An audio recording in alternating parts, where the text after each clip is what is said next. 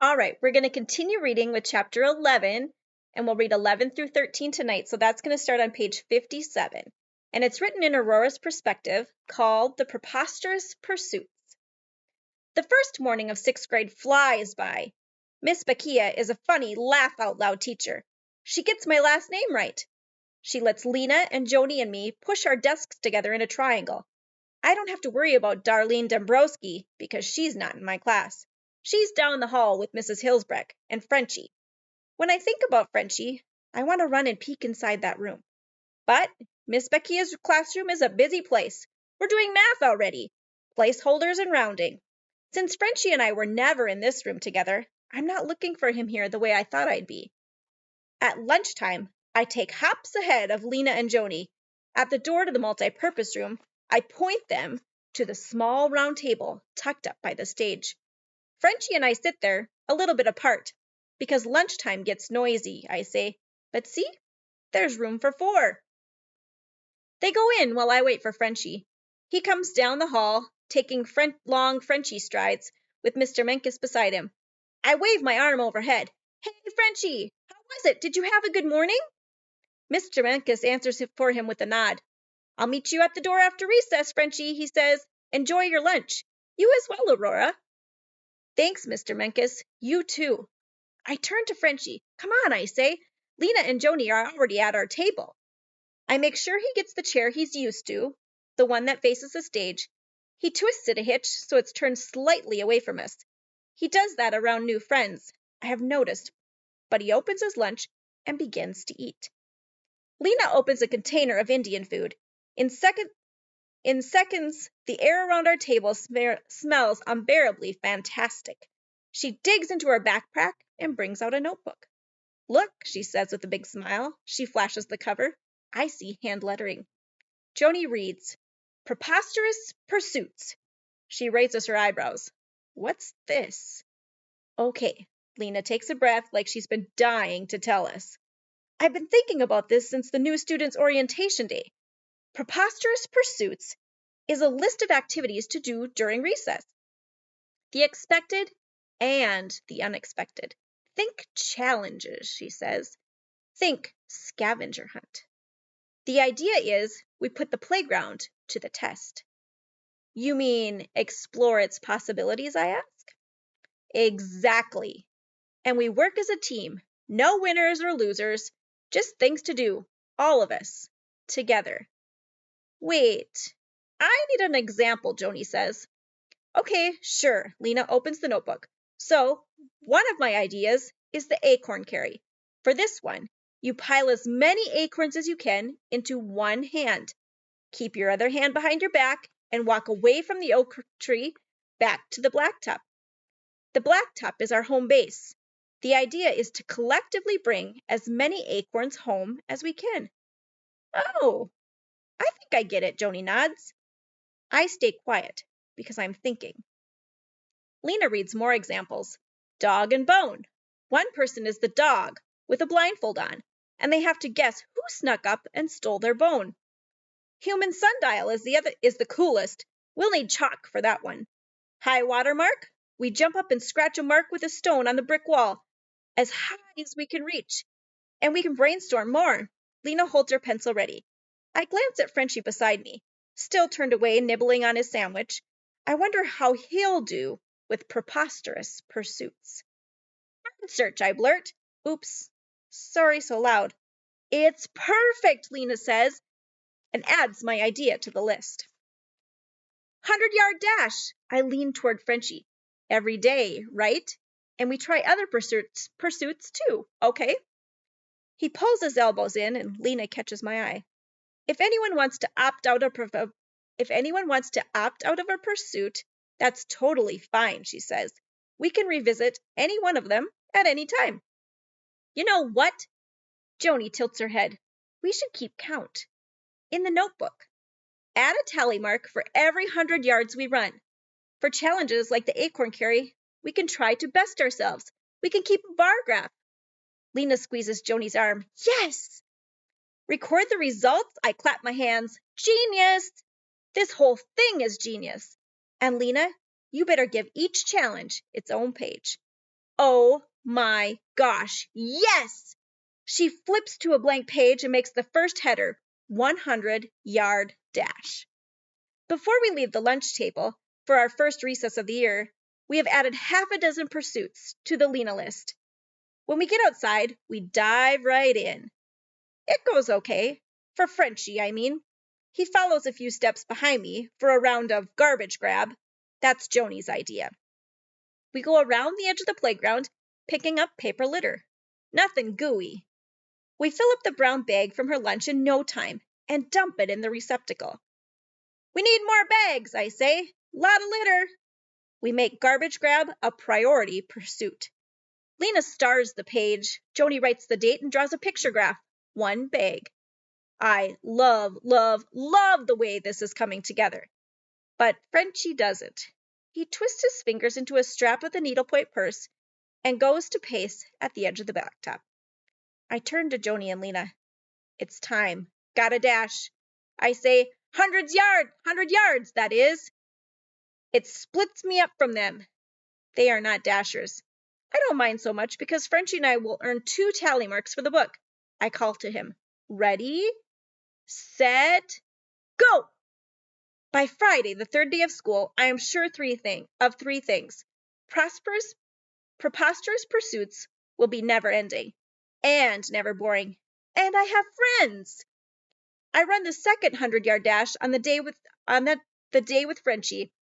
We've worn a pair of paths from the edge of the blacktop to the blacktop. And not because of preposterous pursuits. We started this way back. I do the math. 180 days of school each year, minus a few for bad weather, multiplied times 3. Whoa! 540 days of running? We've wrecked the grass. We've left our mark. We reach the backstop, tag it and turn. Running back. I've got my eye on Lena and Joni. They're on the blacktop together, notebook open. They're on the blacktop together, notebook open. On the ground beside them is a yardstick. Miss Beckia is letting us borrow. We need it for measuring hop, skip, and jump. And high water mark. We're trying to do both today because tomorrow is the start of a 3-day weekend. And Lena likes setting goals. Frenchie and I finish our run, and Joni cheers. The 100-yard dash page is filling fast. Whew! I lean over my knees and breathe. Frenchie switches to pacing. Hear that, Frenchie? The tally is climbing, all because of you. Yesterday we played bird search with Frenchie in the lead, but I'm not sure he knew he was leading. We walked under the trees with him and counted all his flaps and tweets. Mrs. Woodsome came over to see what we were doing. Girls, she said, her eyebrows low. This seems a bit unkind. What? Why? I asked. Joni and Lena stood back at me looking petrified. I see you writing in a notebook every time Frenchie flaps his hands, Mrs. Woodsome shakes her head, and I hear a lot of giggling. She gives us a look, stern and disappointed. Girls, Frenchie's not able to control. Wait. No, I said.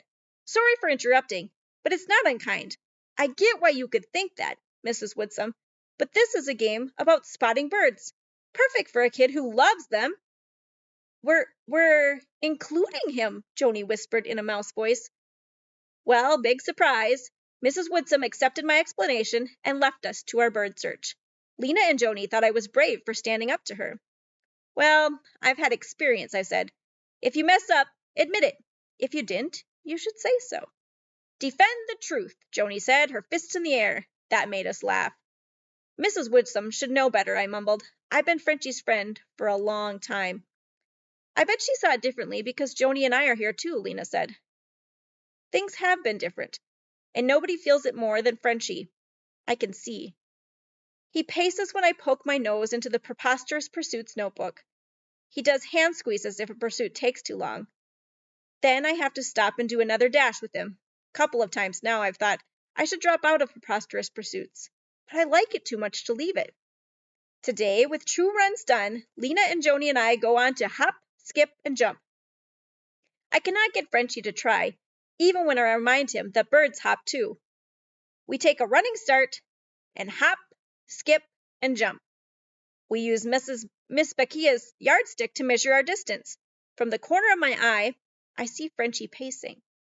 Hey, I say, we already did 2 runs. Give me a few minutes, okay? It's not okay. I know it's not. But I feel a little burn. Frustration is what that is. When Lena and Joni gather up the notebook and the yardstick and head to the brick wall for the high water mark, I go. I'm in a jumping mood. I jump all the way to the wall, all of us laughing. Except Frenchie. I call for him to come. I wind my arms around and around. Joni tries to get him, but he walks wide to avoid her. Then I hear it. Whoo, whoo. I stop in my tracks. Whoo, whoo. At the edge of the blacktop, Frenchie sinks to the ground. Oh, no. He tucks up like an egg. Frenchie, it's okay. I go to him, but I'm too late. He folds his arms over his head and shuts down. I sit behind him while Joni and Lena speak to the playground monitor. She sends them to get Mr. Menkes. Next chapter is written in Aurora's perspective, called Waiting on Frenchie, and it starts on page 65. Mr. Menkes does exactly the right thing. He doesn't rush up. He arrives and brings the calm with him. He sits down with Frenchie and me, and he asks everyone to give us some space. Perfect word. This is Frenchie's space. Like Gracia told us years ago, it's the space he makes for himself when he needs it. Our job is to sit near and talk softly, and that's what Mr. Menkes and I do. The recess bell rings, and I give Lena and Joni the tiniest finger wave as they join the line to go inside, because of course I'm staying with Frenchie. Any idea what happened? Mr. Menkes asks. Yeah, I puff out a breath. I've been doing stuff he isn't used to, and it messes with him. I explain about preposterous pursuits and 100-yard dashes. The problem is, I need to be 2 places at once, I say, and it's impossible. Ah, Mr. Menkes nods. I feel bad about it, but I shake my head and don't finish. You're having a new kind of year, Mr. Menkes says for me. Treat yourself sweetly, Aurora. Changes happen. It's the world's #1 constant. He pushes his feet out in front of him and hands behind him. He tilts his head back and whispers to the sun. I do the same. I whisper, Sun sure feels good right now. Feel it, Frenchie? Do I hear sparrows? Mr. Menkes asks softly. He gives a low whistle and follows it with chippity cheep cheep. We're waiting for Frenchie to feel like himself again. Aurora, Mr. Menkes says, keep in mind, having new friends doesn't mean you're leaving someone else behind. Thanks, Mr. Menkes. Nice of you to say that. Beside me, Frenchie begins to relax. He lowers his arms. He stretches one leg forward. You're like a bird, leaving the egg, I tell him. You're hatching. The next chapter is on page 67. It's written in Ed's perspective and called In the Drop-Off Circle. Ed Patriquin arrived at Mountain View School's morning drop-off circle, a little on the early side for the first Friday in September. Cedar had a morning appointment with the car ear doctor over in Ellsworth. Given the late summer traffic, the sooner Ed got on the road, the better. Aurora and Frenchie both hopped out onto the sidewalk. In the back seat, Cedar cried out, "Bye-bye! Bye-bye!" His little boy had something to say, Ed was sure of it, and he was trying his darndest to understand, but he had his eye on Aurora and Frenchie. The boy was staring off, which he did quite often. Ed waited to make sure Aurora circled back to collect him, and she did. She turned him toward the front door of the school. Ed felt proud. Aurora was a good human. Of course, he'd always known that. But this year, he'd seen her mature. And she'd done it in her own good time, by being exactly who she was. Love you, my girl. Love you, he whispered. Ed knew she was too far away for him to hear, but he leaned in and stretched his arm toward the passenger side window, hoping Aurora would see him wave goodbye one last time. She and Frenchie merged with all the other kids, heads in backpacks, through the open door. Cedar was upset now, arching his back and kicking his legs. Doesn't like the car seat, Ed was thinking. Too confining for Cedar, who had skipped walking and gone right to running. Ed was an old father. He sighed a little when he thought about the hours ahead. Renee had a story to write, and she'd given Gracia and her to Camden the previous afternoon at Ed's suggestion. A night away from home was a rare treat for both of them. Ed was in charge of the 3 kids. Aurora and Frenchie were easy, but Ed felt like he'd chased Cedar all evening long and finally into bed. Whew! Ed had collapsed on the couch, fallen asleep with his boots on. Aurora had helped. She always did. Now she and Frenchie were in school. Ed was on his own. He'd be running after Cedar all day. The women wouldn't be back until after 3 o'clock. That's okay, Ed said. He smiled. They're getting a nice pampering. He was happy for both Rennie and Gracia. Ed was yawning, so he missed the moment when his little boy pointed his plump finger toward the side yard of the school. Bye-bye, bye-bye, Cedar cried and kicked. What's that about? Said Ed. He glanced into the back and saw Cedar putting his finger to his ear. Not another infection, Ed thought. Well, good time for a checkup. I'm so sorry, my boy. I don't understand. The toddler sat back in the car seat, gave a whimper of defeat. One last time, he whispered, Bye-bye. Ed let the car idle forward a few feet from the back bumper of the car in front of him. He gently pressed the brake again. Then again. Well, little buddy, there's no use in being anything but patient. The school circle is traffic jammed. That's why we like the school bus. How about we sing? Ed said. Want to sing? He cleared his throat and found his old college choir baritone. I've been working on the railroad all the livelong day. Cedar sang the next line along with his pop. Yee dee dee yo yo, ada ya ya ya yay.